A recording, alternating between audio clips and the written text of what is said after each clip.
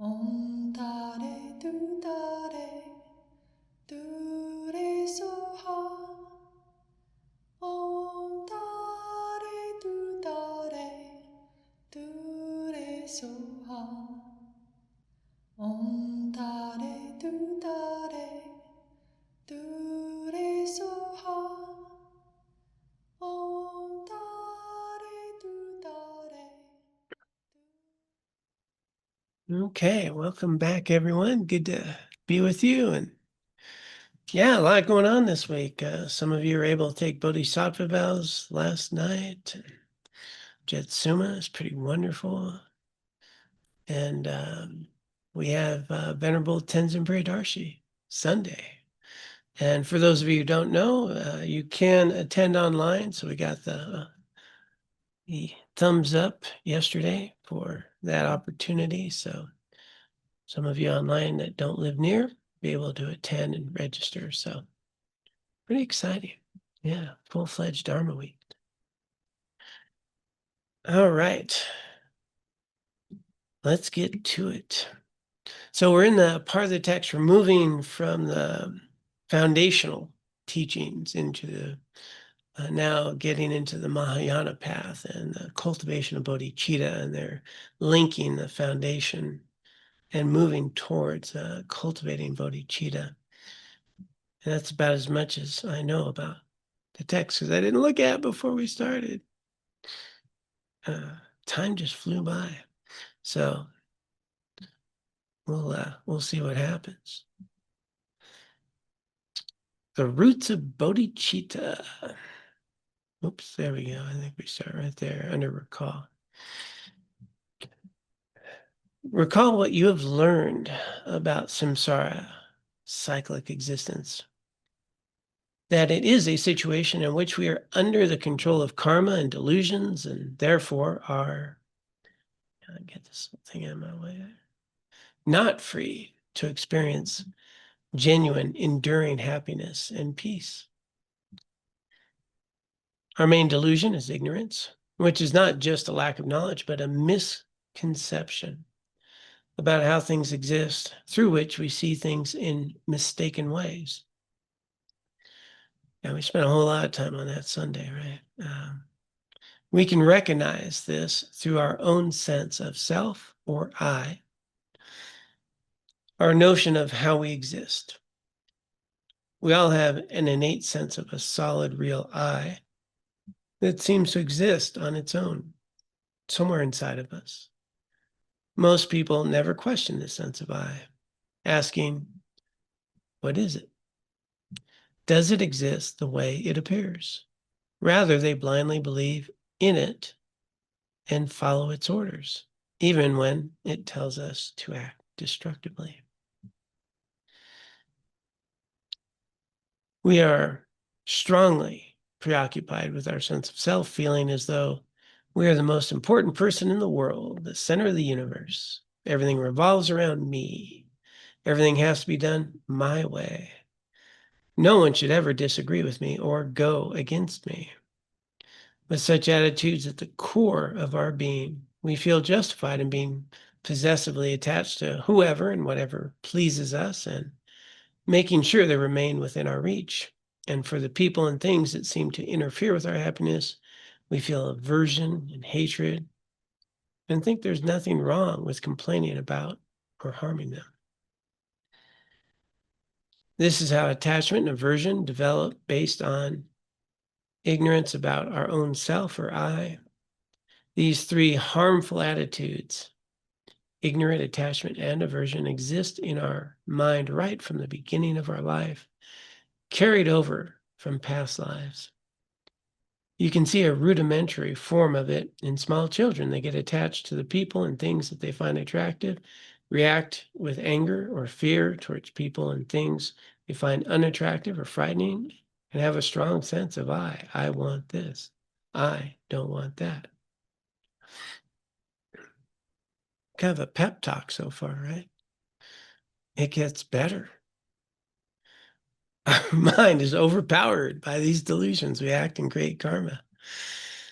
Some of our actions are negative: stealing, lying, insulting.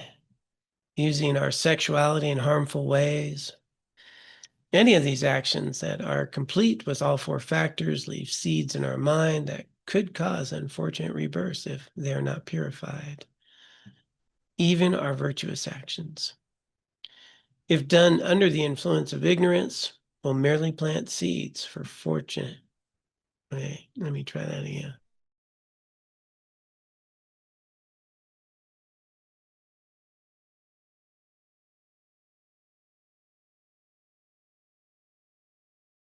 I'm sorry. So we'll still get good karma, good results, but it's not going to get us out of the habitual cycle and the influence of karma. This is the mechanism that perpetuates samsara. And for most beings, it controls. I'm just putting in words here. Hang on. This is the mechanism that perpetuates samsara. And for most beings, it happens without full awareness or control, as though we are driving on automatic. So, just off that, we're just going right to the basis, and a real simple question: how much free will do you have in your life? Can you decide to concentrate on something for 10 minutes and have your mind just do that? No, seems like it ought to be, right? Can we even just sit and, enjoy it? Drink of water for 5 minutes, without the mind just leaving us somewhere, planning something. And, so these big questions about how much our mind drags us around just throughout the day, doing simple things, enjoying a drink of water, a cup of coffee, just watch where the mind goes. Or, these days it's hard to do anything without, having a moment of time where you're just attending to what we're doing. I was listening to someone who's just talking about how incredibly difficult it is for someone to just come to the corner to a red light and not get on the phone. I got a whole 30 seconds, and we're doing something, distraction. And then we can reflect how often, I've noticed sometimes like my phone's in my hand and I didn't remember picking it up, like, it's like, really, like, and you just start noticing how much mind body thing that we're in is doing things without us consciously being aware of what we're doing, why we're doing it, and whether or not that's what we want to be doing, let alone actually choosing to do something healthy, and then the mind telling us, we're not doing that right now. Great idea. We'll do it tomorrow. Yeah. But not right now. We got some, other stuff. And so we start to recognize how under the influence of habit and tendencies, karmic imprints are just, flowing. And that's, then they're getting to the root. Well, why? And we've been creating this through those three root delusions, right? Ignorance, attachment, and aversion. And that just drives everything. And so, we're just going back to the basics, how things happen.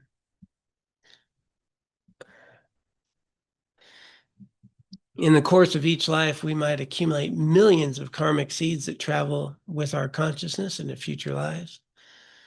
When we come to the end of one life, if we have not yet freed ourselves from samsara by eliminating its root, ignorance, one of those seeds will ripen and propel us into another rebirth. We don't get to choose where we are born, the family we are born into, or the experiences that we have as we go through life. As the Buddha said in a discourse found in the Pali Canon, these are determined by our karma. Beings are the owners of their karma, heirs of their karma. They originate from their karma, are bound to their karma, have their karma as their refuge. It is karma that distinguishes beings as inferior and superior. And, just a very important thing to remember. Sometimes this gets very mystical and then philosophical. But when you think about, we're being born every day, we're being born in every minute, we are always in a state of becoming, right? So not even thinking about what happens next life, just in this life, how our habits and conditioning and propensities that we water just have developed who we are today. And then what I'm doing today is creating who I am tomorrow. And so what we water grows, and this is happening all the time. And one of the biggest challenges is so much of what we're doing and why we're doing it, we're not conscious of. I don't know, the motives or even what I'm doing, let alone why I'm doing it. We're just going through on autopilot. And so I've been a participant in creating my karma and imprints without having a conscious choice about it. So now we have an opportunity to, in this moment, be thinking about who I want to become and what are the causes to become that kind of person. And, it's on a very simple, fundamental, basic level. If I would like to be more patient, well, I need to practice patience, right? If I don't want to be a prisoner of all that, mental activity, well, I develop a practice of developing concentration. If I want to become a basketball player, I practice basketball and apparently get something to stretch my body. I can become taller. But, so it's really always not so mystical. It's what habits I nurture and grow that just become, how I become. Our habits, tendencies, distractions, and then the reinforcement mechanisms in the body. And then, and all this is going on so much of the time without us really having a choice. And the biggest reason not have a choice, we're not even aware. We're just habitually living. And then you become aware, and then you go, wow, it's hard to change this, It's hard to change this. And so this starts to lay out the opportunity of starting to recognize in very small ways things that you can do that improve the quality of your life right now, and then how to get enough reinforcement to engage in those behaviors, and it gets a little better, and it gets a little better. And so we can start being an active participant in the whole awareness of what leads to well-being and what leads to struggle, suffering, mind that's out of control, worries, fears, and what leads to more ability of resilience and patience and engagement and care. I want some more love in my life. I should probably be a little more loving, right? And stop watering anger, compassion instead of ill will. Having some choices about the attitudes and the thoughts that I bring to myself and others. And so just noting that even from the beginning in this life, we could probably recognize certain habits and patterns that we do a lot that give us certain attitudes and beliefs and ways of interacting with others. And here we can start being a participant in that becoming now. It's how we create ourselves. And so that was the point. We're creating our karma. It's nobody's doing it to us. People are doing a lot of other things to us, but not that.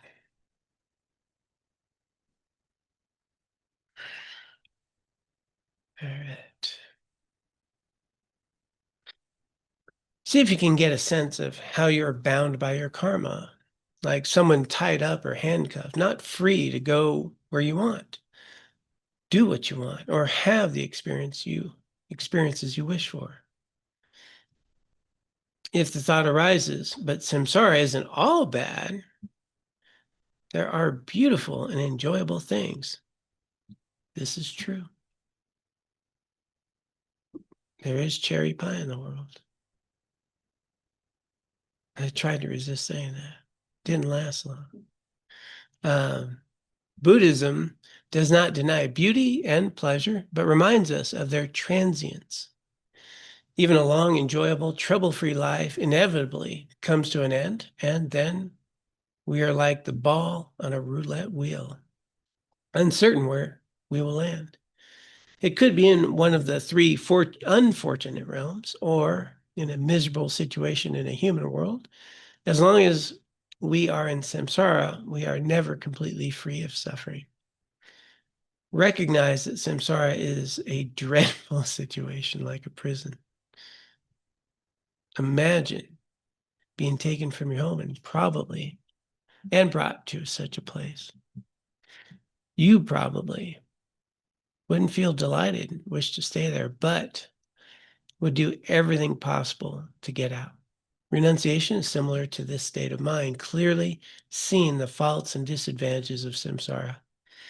You have no wish to remain in it, but are constantly focused on how to become free. Generating such a mind is the purpose of the intermediate level meditations. So the doom and gloom here is to let you know that your life's miserable, okay? I know it looks good.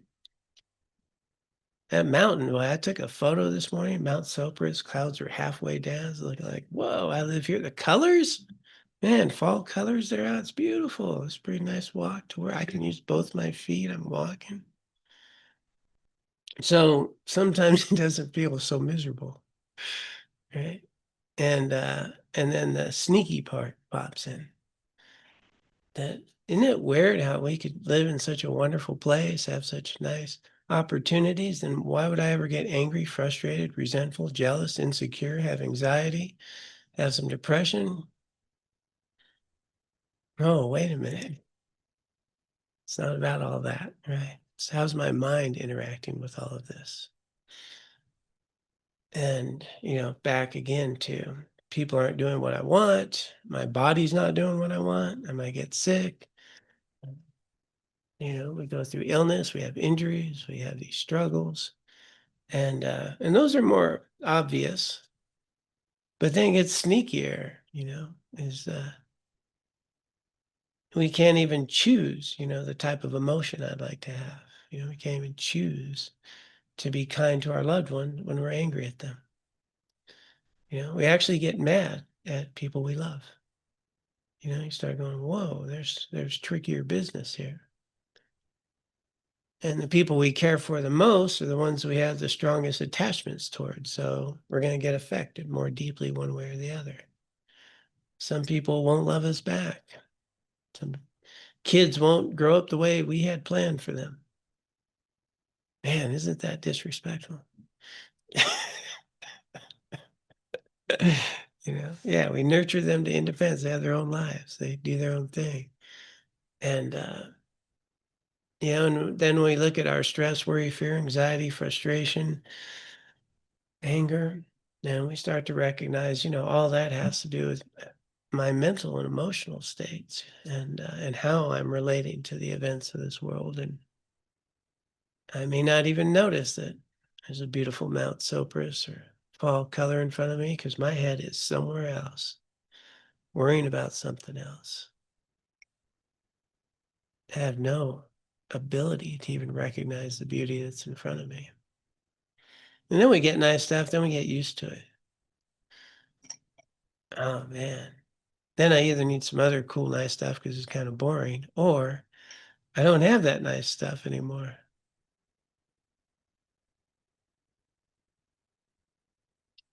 Boy, I hope I don't get in trouble in this next one. When you kind of think maybe you shouldn't say something and you just kind of roll with it? I'm on the fence. I'm going there, though. And it's not derisive. It's just think about the pillow industry we have.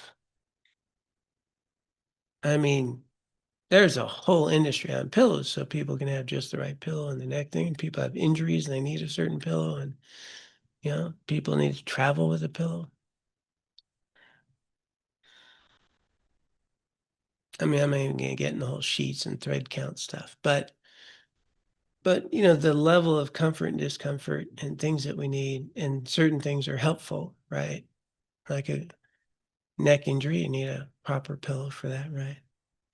And then, but how many times somebody goes to a hotel room and they can't sleep because their pillow or the bed's not right, not firm enough or too firm, and then you get a really nice bed at home, and then you're really suffering because when you travel, you can't carry your bed with you. Some hotels have pillow menus now. Yeah, some hotels have pillow menus. You can order the kind of pillow you want, right?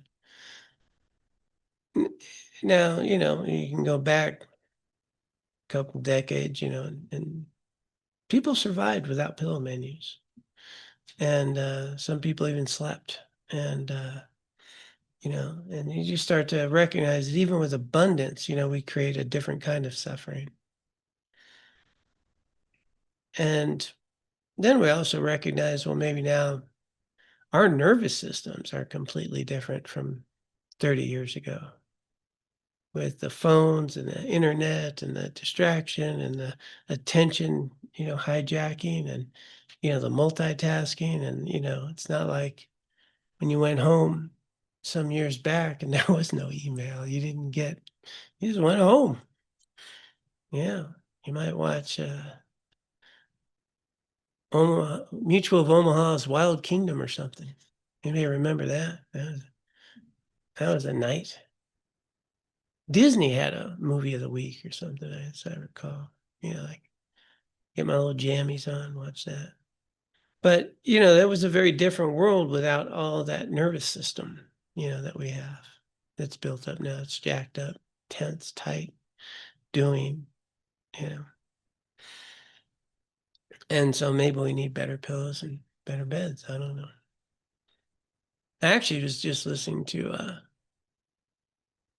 town in Texas, and they have a Bitcoin data mine in that town, and the decibels or frequencies are, the people can't sleep, the animals are being affected. It's over 100 something decibels, like just normal in someone's house, You just start to think about, that's just that, let alone stress, worry, the things that we need to do, the multitasking. At some point, this should get to be an optimistic teaching. I'm hopeful. I didn't read ahead. I think there might be hope. So, but where Buddhism goes here is the truth of suffering is to recognize that a lot of our even moments that feel good is really just a temporary relief from a condition that we don't really analyze, don't really recognize. And we keep trying to make samsara this happy place instead of changing us where we can fully enjoy and embrace the opportunity that we have in this human body in this lifetime. It's turning it around a little bit and recognizing, where does this joy actually come from? And what are the activities that cultivate freedom? And a traditional approach that we're getting here is to wake up to recognize the discomfort. Because if you don't, then you're not very motivated to change. We're only motivated when it's really bad and we do some stuff to alleviate the stress, the struggle. Then we get okay. And then we stop doing all the things that got us okay, because then we just go back to our habits and we're back in the routine. And so, Buddha's like, you can be free of this whole deal. You can be free of this whole deal. And you can start unraveling these binds and freeing yourself up, having some free will, having some joy, doing things that allow you to be connected with others, connected with yourself, engaged in the world. and not projecting onto the world how it should be so you could be happy, but rather cultivating the qualities of reality within yourself and the causes for well-being, freedom, joy, mental stability, presence. But that takes effort. Anybody ever notice that? A little bit of effort. And so, yeah, we kind of get to a little spot and then we just kind of, so engaging with some awareness of how much we are conditioned and limited allows us to then be motivated to free ourselves. And again, Buddhism doesn't mean you can't enjoy a nice pillow or a nice bed, but you might be able to even enjoy that you have a bed and the opportunity it affords. And so we start really recognizing the opportunity in every moment of our lives that offers us the ability to cultivate some freedom, some well-being, to engage with someone or something in a virtuous way that's meaningful, that you'll feel good about. To start to recognize our interdependence. And that's possible all the time. But as long as we stay caught up in the 8 worldly concerns, focused on life and just trying to get what I want, avoid what I don't want, trying to just seek nothing but pleasure and avoid all pain. And, we're just not living life. And life's going to be full of gain and loss, pain and pleasure, criticism and praise, people that think well of you and people who don't. And trying to navigate that. It's very, well, just doesn't seem to work well. So the driving point here, and she's pretty mild with it, is that, well, she's pretty straightforward, that, we're kind of in a prison. But if you don't know you're in a prison, you're not going to work to get out. And then a lot of people go, I really don't want to think of my life as a prison. That doesn't sound fun. Well, does it sound fun to be free? Does it sound fun to have some choice in your life? Does it sound fun to be more connected to others in healthy and meaningful ways? Yeah, I think that sounds interesting.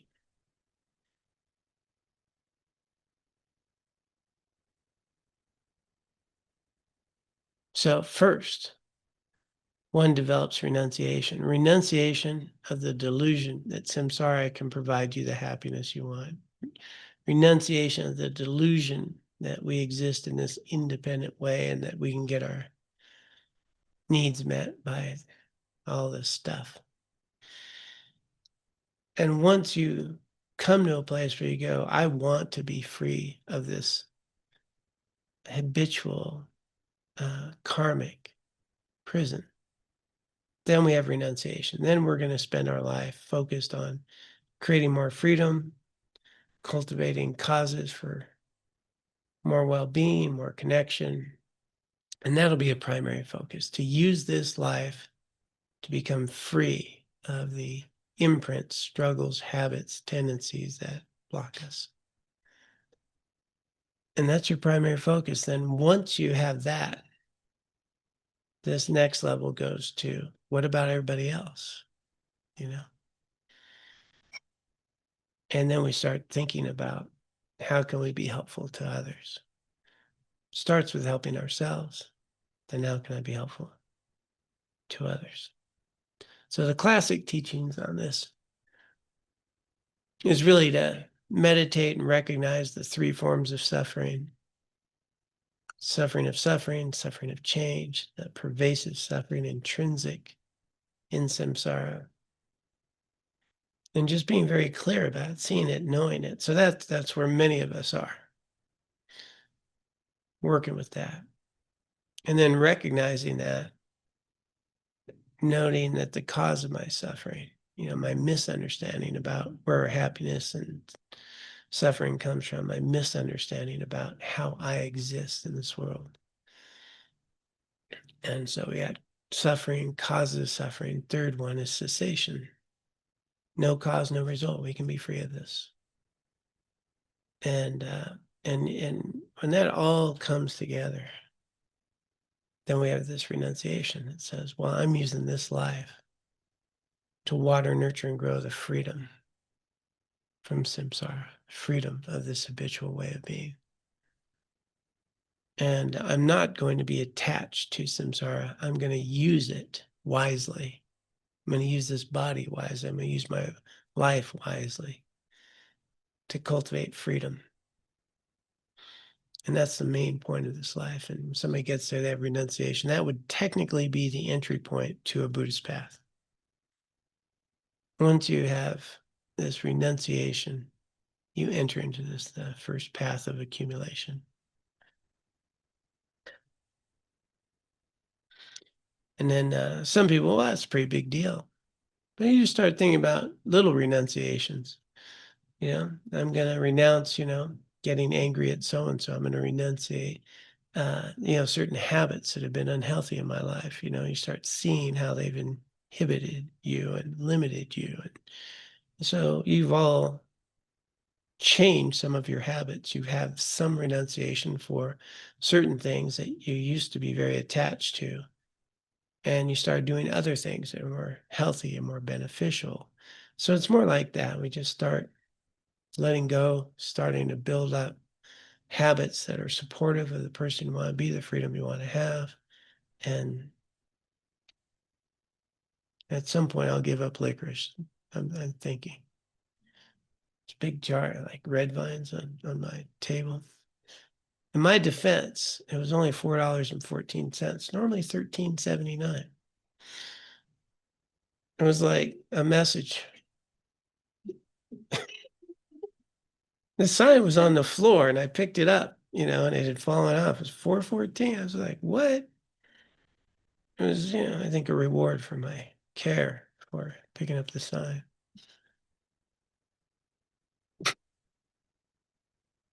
So I haven't quite renounced red vines, but I'm working on it. I was pretty good till I found the sign.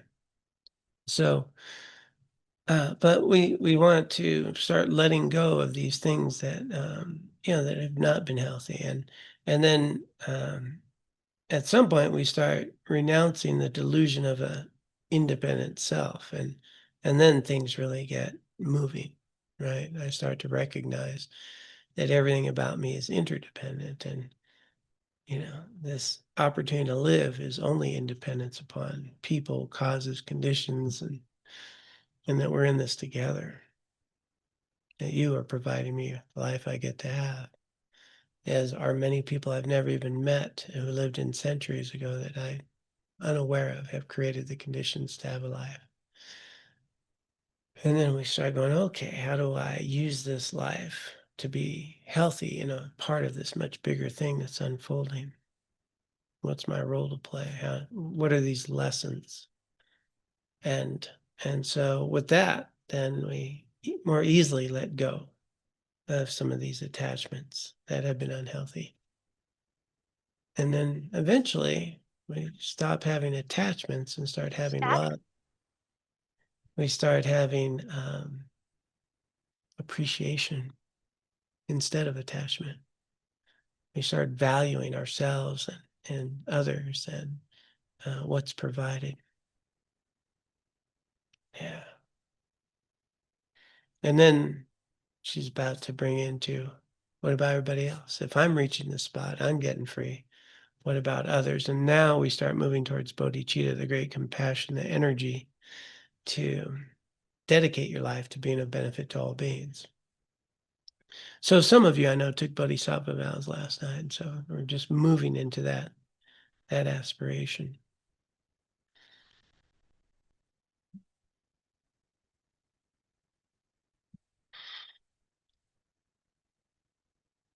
But what about everyone else? You're in samsara along with many other beings. Would it be right to just free yourself and then remain in a state of peaceful bliss, forgetting those other beings? What about your family and friends and people who have helped you in your life? If you and your family were imprisoned and you found a way out, would it be right to walk away and try not to help them escape as well? Thoughts such as these form the connection between the intermediate level meditations and then those of the advanced level. There we generate compassion for the other beings trapped in samsara and search for a way to help them escape. Realizing that only a fully enlightened Buddha is able to provide such help, we generate bodhicitta, the aspiration to become enlightened for the purpose of helping all other sentient beings in the most effective, skillful way. All right. So, concluding thought she offers here is you compare the two aspirations, wishing to be free of samsara and attaining nirvana for oneself alone, and wishing to become a Buddha who can help all sentient beings become free of samsara. Which do you feel more attracted to? If you're uncertain, resolve to spend more time learning and thinking about them. And there's a real interesting dynamic, I think, here in the West, which is often you'll do a lot more for someone else than you will for yourself. I know I will. It's easier for me to do a lot more things. But my own self-care, is, but somebody needs me for something or do something, I'm helping. And so here in the West, rather than having that first aspiration of just us wanting to be free, sometimes being of service to others will build a foundation for you to want to be more free. It gives you the self-worth. It gives you the motivation, the inspiration, the recognition that you have something to offer and that your life is worth engaging in activities that are that supportive. So it's nice to have this understanding that sometimes it's in service of others and really bringing their mind to suffering that'll empower me to really have the value that I can do some things for myself. Tibetan Buddhism, you go back to that culture and it works, a little bit differently. You're really cultivating this, and you know that there's rebirth, and you know that you got Buddha nature, and it's a very different mind that they show up with. And in the West, we have more of an original sin mindset, and what have you done lately? What have you done to prove yourself? And constantly kind of focus on our own abilities and what we've achieved or not achieved and this drive. And so, finding a space where we actually recognize that we are valuable enough to take good care of ourselves is often the biggest task in our modern Western culture. We can be self-centered, but not self-caring. Matter of fact, self-centered is kind of the opposite. And so it's a real tricky dance between knowing you have this value and taking care of yourself in a healthy way, letting yourself feel good about the good you do, and being self-centered or self-obsessed and in the center of the universe and judging, evaluating people, places, and things by how they treat you and how they should be and how you want them to be, what you think is right, versus self-care, where we know it's messy, but and I have boundaries and I'm doing healthy things, and but I understand real sources of well-being, and that's going to come from how I interact with you, not how you interact with me as much. And there's a mixture there. So I'm going to pause there, see if somebody else has something to say, because I've been doing all the talking. What are you guys doing?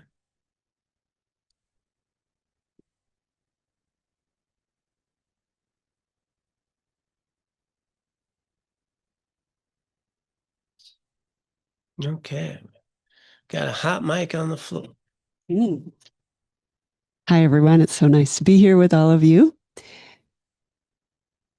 Through this teaching, I've been thinking a little bit about my experience of just actually having a sense of relief, understanding a little bit about samsara. And I think where it comes from is this the experience of how, let's say, when we have a task to do and we spend time on something we know is less important, or we do get triggered and we get, angry at someone, or how easy it is, especially in our culture, to immediately blame ourselves and beat ourselves up. And it's a very personal experience.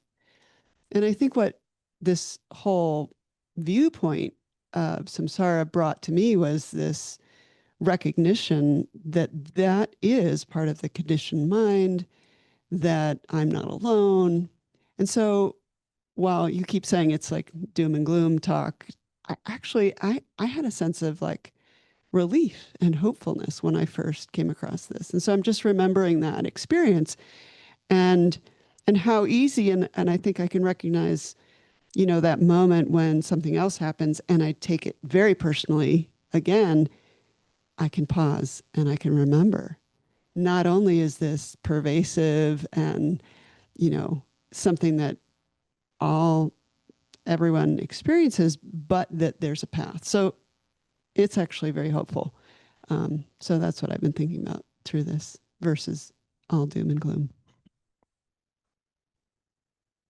Ashley. Oh, thank you. Yeah.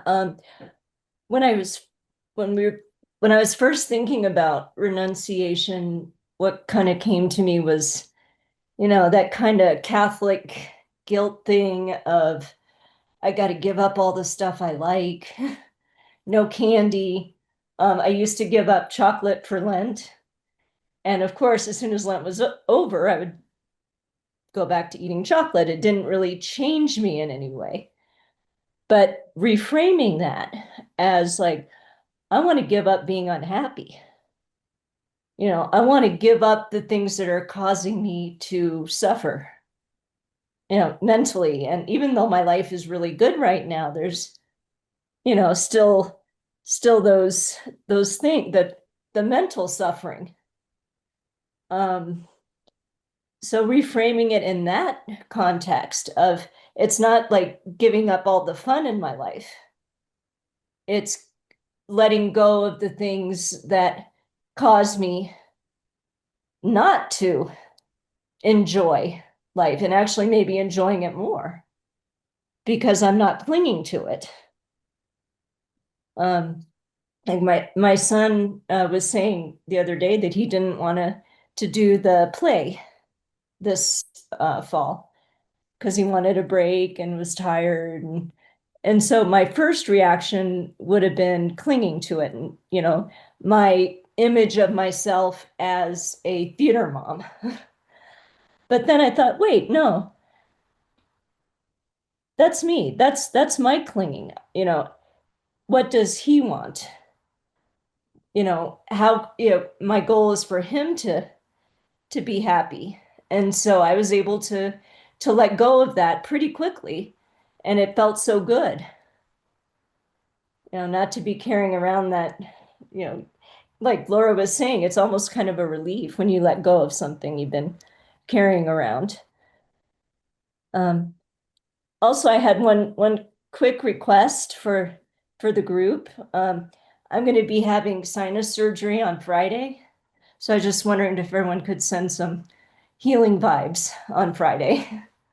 Thank you. Yeah, thank you. On Friday. Okay. I think you got some support popping up here. Roxana. Oh boy. Okay. I did the vows with Tenzin Palmo the other day, or this morning, or whenever. Last And night. yeah. Well, I did them this morning again, but at a point it talks about how you've joined the family of Buddhas, and there's so many Buddhas and Bodhisattvas who are responding to your needs and your goals and your activities, and you become a baby bodhisattva. And I just love it. I'm a baby bodhisattva now. And the idea that you have that much support everywhere all the time, all you have to do is think about it. It really feels good. Yeah, BB, baby bodhisattva.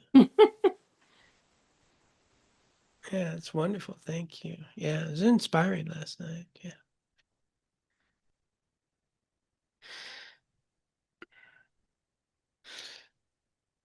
Okay, so the sort of traditional approach now, they take you through these lam rims, and again, there's the real recognition in the first stage that it's kind of like we don't go to a doctor if we're not ill. Why would you do that? Technically, there's an annual physical, kind of check in, and but generally speaking, unless we know there's a disease or something to work with, we're not doing that. We're just doing our thing. And so the opening, beginning phases here is to start to identify the dis-ease of samsara in our lives, where that affects you, where are the symptoms. But if I don't know I have them, I'm not going to take the treatment, the medicine. I'm not going to do PT. And so that first stage is really recognizing in our lives, the disease, and then we move towards the appropriate care and engage in that for oneself. And then the idea, what they want you to relate to, is when you have that sort of just, I want to be healthy and well and free. And that's the most important.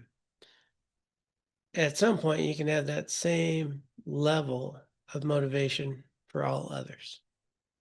Then you got bodhicitta. It's like the same feeling, but now it's for all others, not just me. And so the relationship is, I have this powerful desire to be free and to not have suffering. And then at some point where I think these next phases will go to is start to recognize that everybody else has the same disease, and I don't want them to suffer. I just don't want them to suffer. And I'm going to dedicate my life to engaging in this freedom. And that begins this path of bodhicitta, getting that level of, building that level of the same sense of motivation.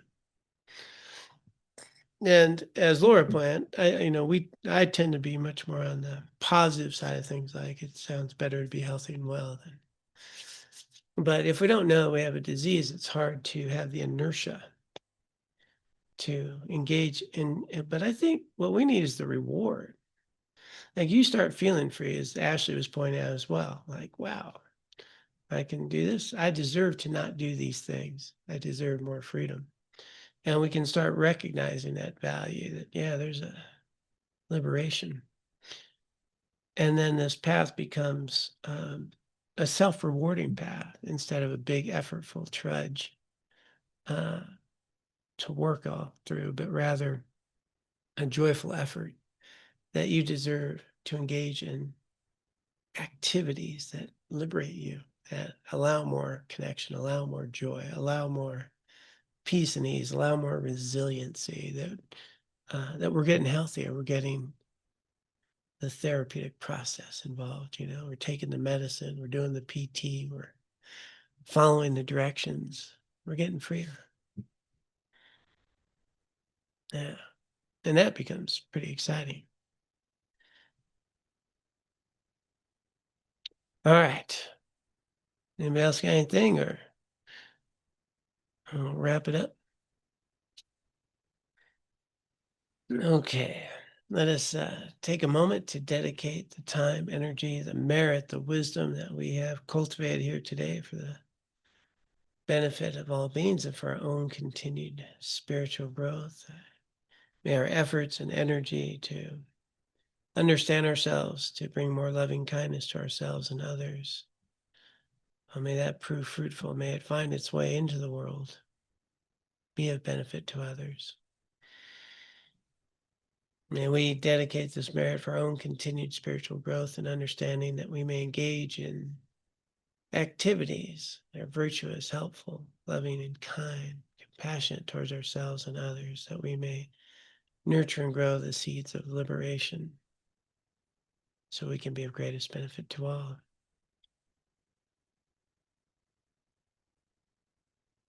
And with that context, those who care to can join me in the formal dedication. By this merit, may I soon attain the enlightened state of Guru Buddha, that I may be able to liberate all sentient beings from their sufferings. May the precious Bodhi mind, not yet born, arise and grow. May that born have no decline, but increase forevermore. Om Tare Tu Tare, Tu Re Soha. Om Tare Tu Tare, Tu Re Soha. Om